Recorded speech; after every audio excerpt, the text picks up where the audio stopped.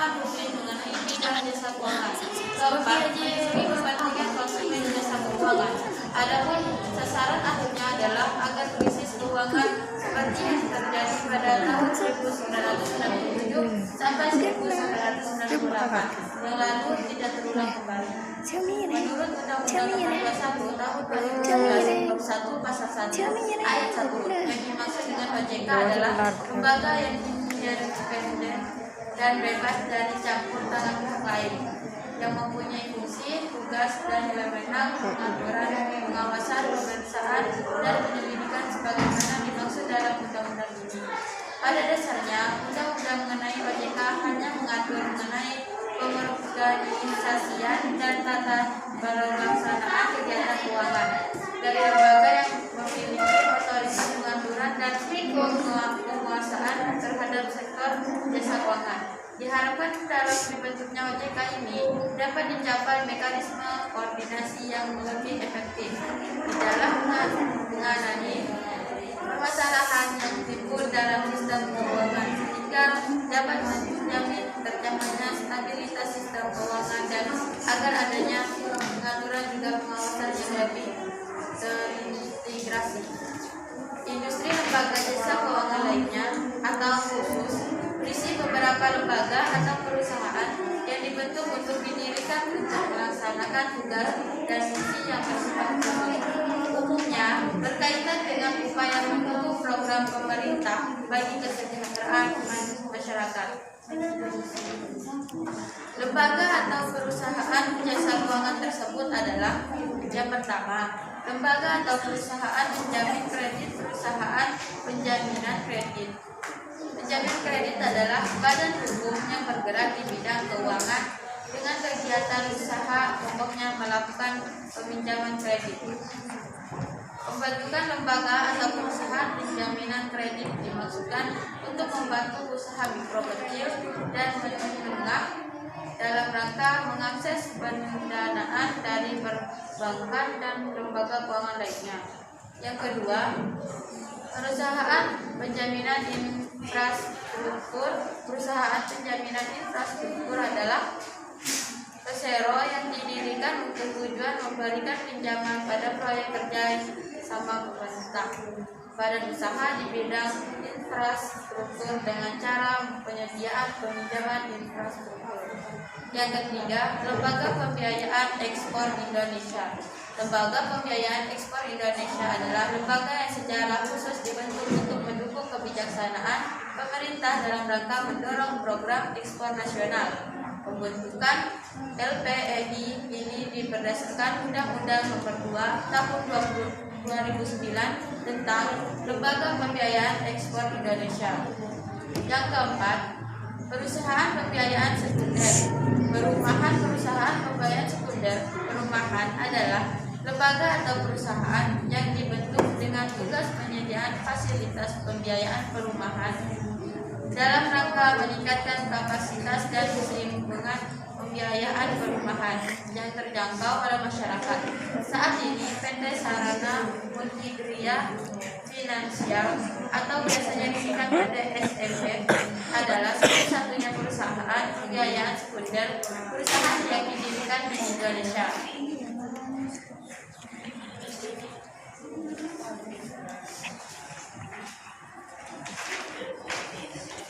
Pembentukan status dan tempat kehidupan otoritas jasa keuangan. Pertama, pasal 2, dengan undang-undang ini dibentuk OJK. OJK adalah lembaga yang independen dalam melaksanakan tugas dan wewenangnya bebas dari campuran tangan pihak lain, kecuali untuk hal-hal yang secara tegas diatur dalam undang-undang ini. Pasal 3, OJK berkedudukan di ibu kota negara Kesatuan Republik Indonesia. OJK dapat mempunyai kantor di dalam dan di luar wilayah negara Kesatuan Republik Indonesia yang dibentuk sesuai dengan ketentuan. Ada beberapa hal yang melatar belakangi lahirnya UUD ini selain pertimbangan UUD tentang Bank Indonesia sebagaimana telah berubah, yakni 1. Sistem keuangan dan seluruh kegiatan jasa keuangan yang menjalankan fungsi intermediasi bagi berbagai dalam perekonomian nasional merupakan salah satu komponen penting dalam sistem perekonomian nasional. 2. Terjadinya proses globalisasi. Dalam sistem keuangan dan pesatnya kemajuan di bidang teknologi informasi serta inovasi finansial telah menciptakan sistem keuangan yang sangat kompleks, dinamis, dan saling terkait antar subsektor keuangan baik dalam hal produk maupun kelembagaan. 3. Adanya lembaga jasa keuangan yang memiliki hubungan kepemilikan di berbagai sektor keuangan atau konglomerasi telah menambah kompleksitas transaksi dan interaksi antar lembaga jasa keuangan di dalam sistem keuangan. 4. Banyaknya permasalahan lintas sektoral di sektor jasa keuangan yang meliputi tindakan moral hazard, belum optimalnya perlindungan konsumen jasa keuangan, dan tergantungnya stabilitas sistem keuangan. Harapan penataan melalui Undang-Undang Nomor 21 tentang Otoritas Jasa Keuangan. Penataan dimaksud dilakukan agar dapat dicapai mekanisme koordinasi yang lebih efektif di dalam menangani permasalahan yang timbul dalam sistem keuangan sehingga dapat lebih menjamin tercapainya stabilitas sistem keuangan. Agar pengaturan dan pengawasan terhadap keseluruhan kegiatan jasa keuangan tersebut harus dilakukan secara terintegrasi. C. Visi dan misi Otoritas Jasa Keuangan OJK. Visi Otoritas Jasa Keuangan OJK adalah menjadi lembaga pengawas industri jasa keuangan yang tercapai, melindungi kepentingan konsumen dan masyarakat, dan mampu mewujudkan industri jasa keuangan menjadi pilar perekonomian nasional yang berdaya saing global serta dapat memajukan kesejahteraan umum. 2. Misi Otoritas Jasa Keuangan OJK adalah A. Mewujudkan terselenggaranya seluruh kegiatan di dalam sektor jasa keuangan secara teratur, adil, transparan, dan akuntabel. B. Mewujudkan sistem keuangan yang tumbuh secara berkelanjutan dan stabil. C. Melindungi kepentingan konsumen dan masyarakat. D. OJK melaksanakan tugas pengaturan dan pengawasan terhadap E. Kegiatan jasa keuangan di sektor perbankan. F. Kegiatan jasa keuangan di sektor pasar modal. G. Kegiatan dan keuangan di sektor perasuransian, dana pensiun, lembaga pembiayaan, dan lembaga jasa keuangan lainnya. D. Tujuan, fungsi, dan kewenangan Otoritas Jasa Keuangan OJK. 1. Tujuan Otoritas Jasa Keuangan.